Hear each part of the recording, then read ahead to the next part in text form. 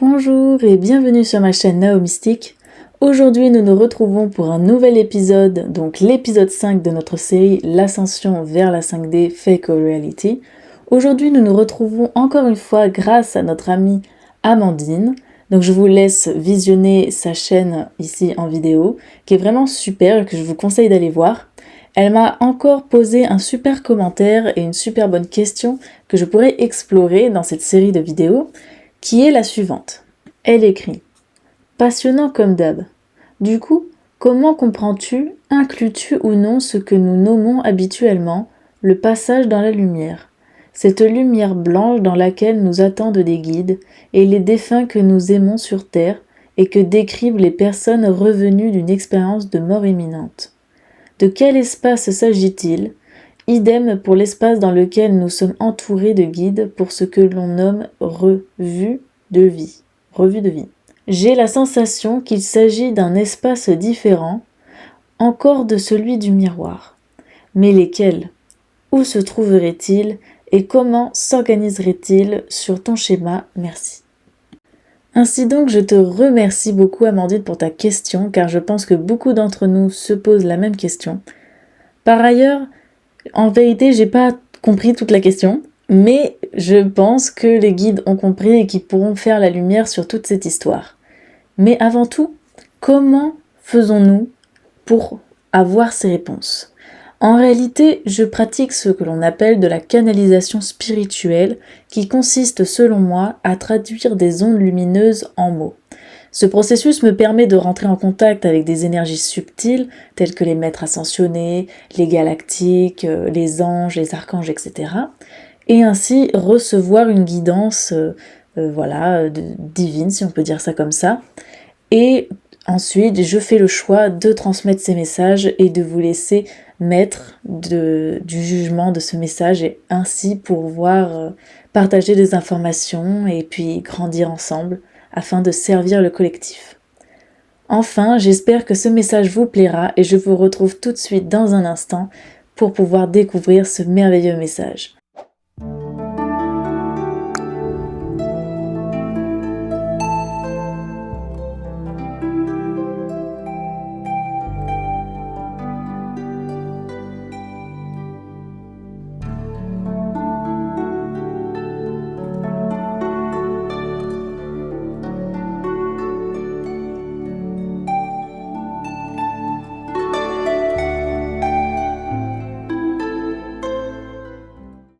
Nous revoilà pour le premier message, donc canalisé avec Métatron.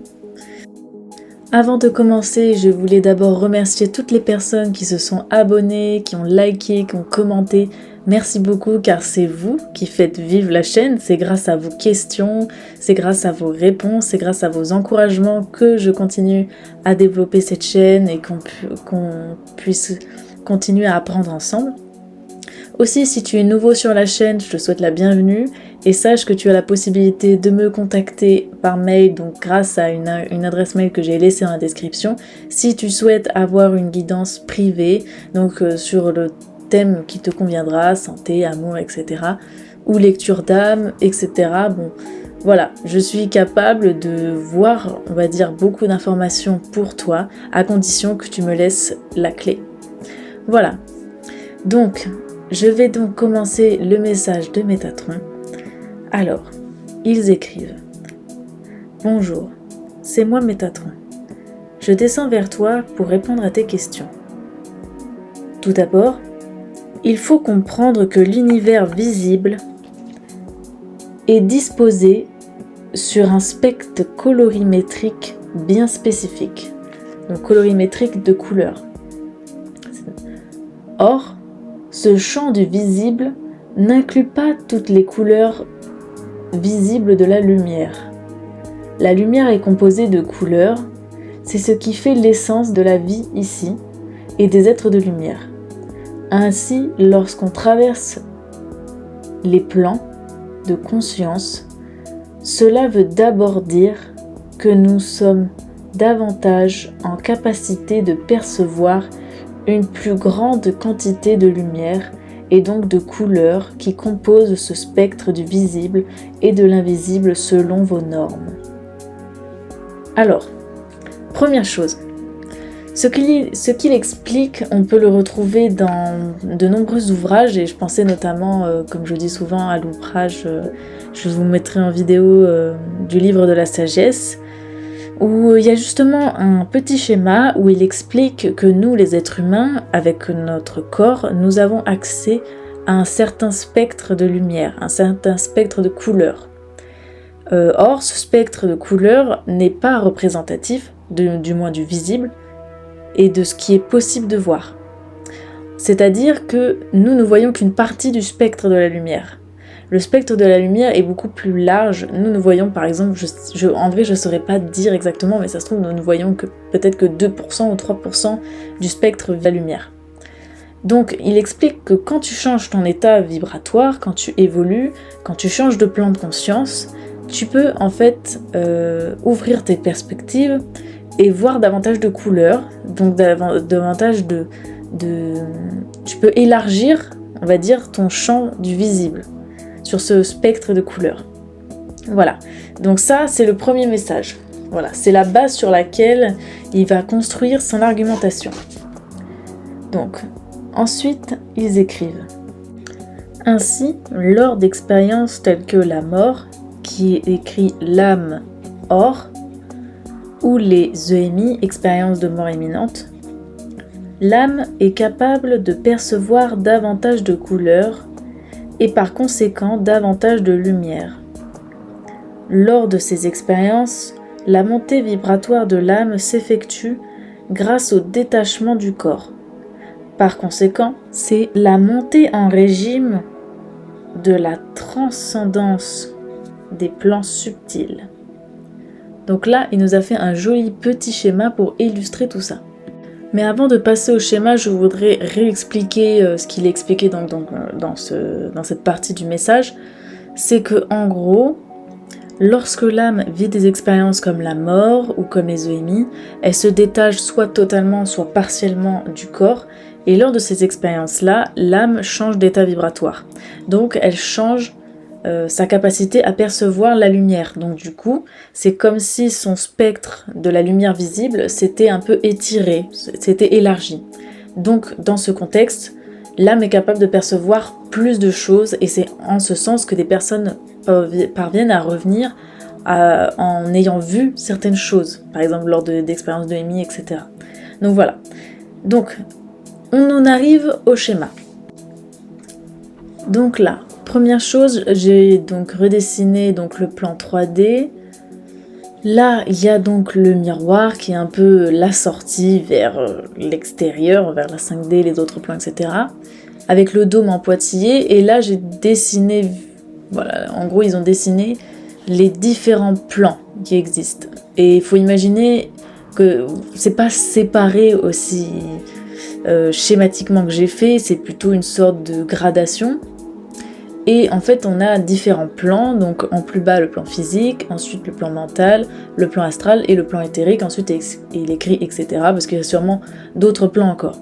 Bon après, pour cette représentation des plans, bon, ils ont écrit ça comme ça avec ce que j'avais en mémoire, donc après peut-être qu'il faudra développer, mais voilà, c'est une première représentation. Ensuite, donc ils ont redessiné le petit bonhomme en bas, le schéma donc de la montée vers le miroir et la redescente, donc du coup le cycle de réincarnation si on n'arrive pas à sortir, à transpercer le miroir. Donc là, ils écrivent: lors de la mort, l'âme monte en vibration et augmente ainsi sa capacité de perception, donc perception du spectre de la lumière. Voilà. Ainsi, la lumière perçue est due à la montée vibratoire d'une part et à l'approche du miroir. Il faut comprendre que le miroir est une technologie semi-réelle qui assène comme un choc électrique à l'âme si elle n'est pas capable de le percer pour s'enfuir. Cela a pour but de faire perdre la mémoire à l'âme et la faire retomber dans la jungle 3D. Alors, ici plusieurs choses. Tout d'abord, j'ai dessiné à côté du schéma une flèche avec une sorte d'échelle un peu, et ça, j'ai essayé de représenter En fait, je sais pas trop, mais je crois que c'était la lumière et une sorte d'épaisseur dans la lumière. Je crois que... je sais pas exact, je saurais pas expliquer, mais je pense que c'est quelque chose comme ça. Et donc voilà, ça c'est une première chose. Ensuite, donc ce qu'ils expliquent, c'est que une fois qu'on est détaché du corps, donc on a accès à une plus grande parcelle de lumière. Voilà, on a accès à une plus grande capacité donc de voir. Voilà, si on peut dire ça comme ça. Et lorsqu'on tente donc du coup de s'échapper, de sortir de cette matrice, de sortir de ce dôme pour pouvoir rejoindre d'autres dimensions, on doit passer par le miroir. Donc le miroir qui est cette sorte de sortie qui nous reflète qui nous sommes. Lorsqu'on s'approche de ce miroir qui est, rappelons-le, une technologie, avant tout, c'est une technologie qui est là un peu pour nous tester. Si on est trop lourd de l'expérience de la matière, si on a trop d'attache avec la matière, qu'on n'a pas suffisamment nettoyé notre énergie, notre karma, on ne peut pas sortir. Et ça, c'est le choc électrique. C'est ce qui va faire que l'âme va soudainement perdre la mémoire, va être comme réinitialisée, quoi. C'est un peu ça. C'est cette technologie qui rend aussi l'incarnation et l'expérience sur Terre aussi difficile et qui nous fait perdre en nous faisant perdre la mémoire. Donc voilà. Et de ce que j'avais vu aussi, j'ai pas eu le temps de marquer, mais de ce que j'ai vu, c'est que quand on s'extrait de notre corps, en fait, la lumière qu'on voit, c'est d'abord notre propre lumière. C'est notre montée vibratoire, en fait, qui se traduit dans cette lumière. Et donc, lorsque la lumière devient de plus en plus importante, c'est qu'on se rapproche vers la sortie. Et si on est trop happé vers cette lumière, et ben là on rentre dans le piège, donc ce choc électrique qui va nous faire retomber. Donc voilà, et l'important c'est d'essayer de voir au-delà de cette lumière, de voir ce qu'il y a derrière. C'est ça en fait, il faut pas juste se faire happer par ça. Donc ensuite ils écrivent: pour finir, les fantômes et autres êtres de lumière ne sont pas physiquement là, donc lors de ces expériences de EMI et de mort, etc., dans le dôme en tout cas, lorsqu'on est encore coincé dans le dôme. Ce ne sont que des projections de parcelles de mémoire qui restent en suspension dans les plans subtils. L'âme étant sortie du corps et ayant accès à ses, entre guillemets, couleurs, donc à sa lumière, perçoit et peut interagir avec ses mémoires qu'il reste, mais ce ne sont que de la poussière d'étoiles laissée dans le sillon des âmes. Et là j'ai beaucoup aimé cette image, donc il faut vraiment imaginer que l'âme quand elle essaye de sortir, quand elle est envoyée vers le miroir, c'est comme si elle laissait une sorte de traînée derrière elle, et eux ils appellent ça de la poussière d'étoiles, et nous, cette poussière d'étoiles, c'est comme des particules d'information que nous sommes donc en capacité de percevoir et qui donc du coup nous permet d'interagir avec, mais ce sont comme ce sont des mémoires en fait, des mémoires qu'on peut voir interactives, mais c'est pas l'être en lui-même, c'est juste des parties de mémoire. Donc pour le dire simplement, lorsqu'on est coincé dans le dôme, on ne peut pas en fait réellement interagir avec la véritable énergie. Ce sont que des projections, ce sont que des sortes de poussières, plus ou moins d'étoiles qui restent, si on veut reprendre leurs mots. Pour pouvoir véritablement interagir, on va dire en face, véritablement avec l'énergie, il faudrait sortir du dôme. Là, on serait vraiment face à cela. Nous, dans notre dôme, il nous reste juste de la poussière. Et c'est cette poussière que les personnes qui sont en capacité de voir, donc d'étendre leur spectre de lumière visible, et de voir davantage encore, interagissent avec. Donc voilà, j'espère que ce premier message vous a plu et n'a pas été trop compliqué à comprendre. Je vous propose de se retrouver dans un prochain message. Alors, j'ai voulu compléter l'enseignement qui nous a été transmis dans un premier temps par Métatron, en posant une seconde question. Alors, j'ai écrit: est-ce que la capacité à voir pourrait expliquer que certaines personnes puissent voir ou ressentir les fantômes. Et comment expliquer les rêves presque surréalistes que font les personnes plongées dans le coma? À ceci, voici ce qu'ils répondent. Bonjour, c'est moi Métatron. Je descends vers toi pour répondre à tes questions. En effet, cela permet d'expliquer en partie la raison pour laquelle certaines personnes parviennent à voir ou entendre ou encore à ressentir les fantômes ou autres créatures divines ou non. Cette capacité dépend de la capacité d'un individu à élever son taux vibratoire et à modifier l'état vibratoire des ondes émises par le corps et le cerveau. Ces phénomènes biochimiques permettent d'atteindre de nouvelles strates dans lesquelles une autre forme de vie s'exerce en lien avec ce qui se passe sur Terre. Lorsqu'une personne tombe dans le coma, son âme se balade dans les royaumes plus élevés où un nouveau film lui est projeté sur son esprit. Cela peut concerner les autres dimensions 3D sur Terre ou les astres, c'est-à-dire l'astral, dans lequel les idées sont fabriquées, par exemple. Métatron. Alors, ce qu'il explique dans un premier temps, c'est que lorsqu'on est capable d'étirer donc son spectre du visible et donc sa capacité de perception des énergies subtiles, nous sommes capables de voir, de ressentir, d'entendre certains êtres, certaines choses. Et c'est comme ça que certains médiums sont en capacité, par exemple, d'entendre les fantômes, ça c'est le plus courant, ou de voir les fantômes, etc. Parce qu'ils ont entraîné leur capacité à justement à étirer ce spectre du visible. Donc ça fait partie des capacités que tout à chacun nous sommes capables de développer. Donc lorsqu'on étire ce spectre du visible, bien sûr, ça dépend dans quel sens on l'étire. Soit on peut l'étirer dans le positif ou dans le négatif. Donc soit on peut voir des êtres donc, de lumière sympathiques, ou alors on peut voir des êtres moins sympathiques et un peu démoniaques.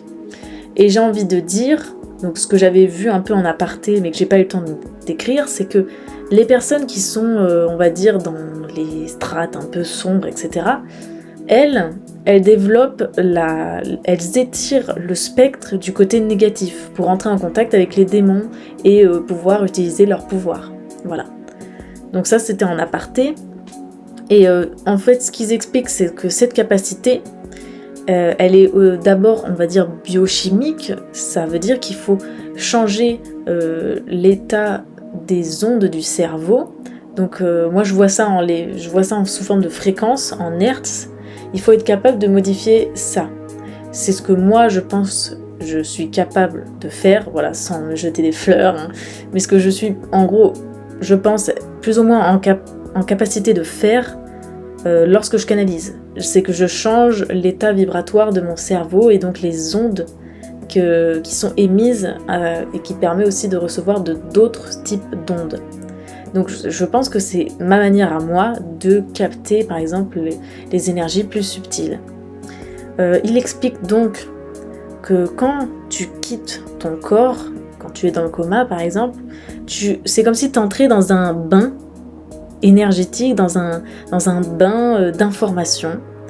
Et lorsque tu fais ça, tu peux soit, on va dire, aller voir ce qui se passe dans les autres dimensions, et de l'âme. Donc ça, pareil, j'avais fait une vidéo là-dessus où j'expliquais que l'âme, c'était entre guillemets divisé dans de nombreuses dimensions différentes en fonction des choix qu'elle faisait.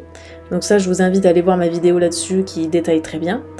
Donc ce qu'il explique, c'est que quand tu vas dans le coma, soit tu peux aller voir ce qui se passe dans tes vies, dans les différentes dimensions qu'il y a sur Terre, ou alors tu peux carrément être projeté dans de l'astral et dans d'autres plans en fait. Et tu te balades comme ça. Et c'est comme ça qu'il y a des personnes qui reviennent en donnant des histoires, en apprenant des savoirs, en apprenant des choses. C'est parce qu'elles ont été baignées dans un bain d'informations qui leur permet en fait de revenir avec. Voilà. Parce que justement, leur champ du spectre visible de la lumière s'est énormément étiré. Voilà.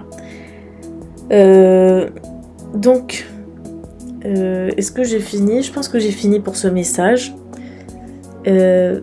Aussi, la dernière chose sur laquelle je voulais revenir concernant la canalisation, c'est que je pense qu'effectivement, quand je canalise, je suis pas véritablement en canalisation avec, voilà, on va dire, Métatron, il est pas devant moi, tu vois ce que je veux dire? Il est pas, voilà, c'est parce que je change, j'étire mon spectre visible de la lumière par la pensée, grâce aux ondes de mon cerveau, que moi je suis capable de toucher davantage de plans. Et eux, comme ils ont la possibilité d'interagir dans ce plan, sûrement c'est comme s'ils envoyaient des informations, bref, il faudrait peut-être que je développe là-dessus, mais à mon avis c'est ça, c'est comme si moi je montais d'un étage et que eux ils descendaient de 99 étages et que ensuite on arrive à faire le pont tous les deux. Donc voilà, parce qu'on ne faut pas oublier qu'on est quand même dans une forme de prison éthérique et que bon, les visites pour les prisonniers, à mon avis, ça doit être quand même assez surveillé. Donc voilà, j'espère que ce message t'aura plu et je te dis de prendre très soin de toi et surtout à la prochaine dans une prochaine vidéo. À très bientôt.